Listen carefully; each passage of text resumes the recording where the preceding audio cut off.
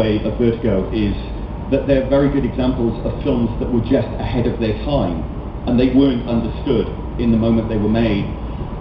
And that's where I draw the distinction between a reviewer and a critic. It's only with time that people understood what a great film Citizen Kane was, and also Vertigo, and so many other films. More recent examples, two from the early 1980s, that in their time were just not understood. A David Cronenberg film called Videodrome, and Martin Scorsese's King of Comedy, which I think were both made in 82, 83. At the time, Videodrome was, like many of David Cronenberg's early films, seen as sick, disgusting, and apparently he is the only filmmaker in the world that his home country government, the Canadian government, tried to have him committed to an insane asylum after his first three films. Конечно же, причина в том, что вот мы видим разницу между рецензентом, непрофессиональным критиком и профессиональным критиком.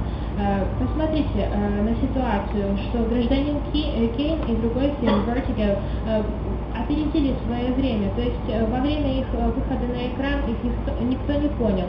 Но в этом-то и разница между рецензентом и критиком, потому что критик видит ценность фильма сразу и видит, что этот фильм великий. Например, в 80-х годах прошлого столетия вышли два фильма режиссера Кроненберга и Мартина Скорсезе.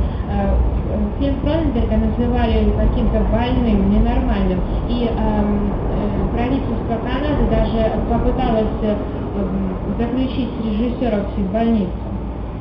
Likewise, Martin Scorsese's King of Comedy, although people accepted that De Niro's performance was great and the film was very well made, it didn't fit within what people expected from Martin Scorsese, and so it was dismissed as being a minor Martin Scorsese film, along with his previous film After Hours, his only two attempts at outright comedy, albeit comedy with an edge.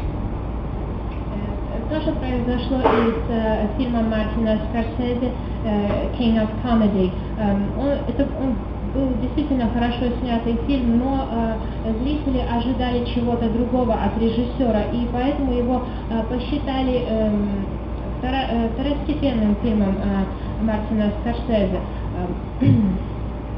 Martin Scorsese talks about the Fellini film 8½, and Michael Powell's 1960 film Peeping Tom as the perfect films about filmmaking. 8½, deals with the idea of celebrity and the madness that surrounds being a filmmaker, of all these insane people running around you and demanding of you and almost slowly taking you apart, wanting a piece of you.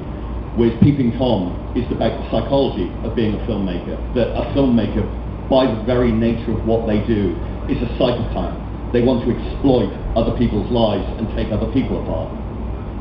Также произошло и с фильмом Феллини «8,5» и фильмом Пауэрса «Peeping Tom». Существует какое-то нездоровое состояние ума, они просто что-то психически неуравновешенное, и создатели фильмов часто любят эксплуатировать зрителя, то есть они хотят разобрать его по полочкам так, чтобы исследовать всю психологию и фильма, и зрителя. Martin Scorsese's The King of Comedy is probably the most deceptive analysis of celebrity that we have. Everyone wants to be a celebrity, and moreover, everyone thinks they have a right to be a celebrity. Of course, you guys accepted you look like decent, very level-headed people here today.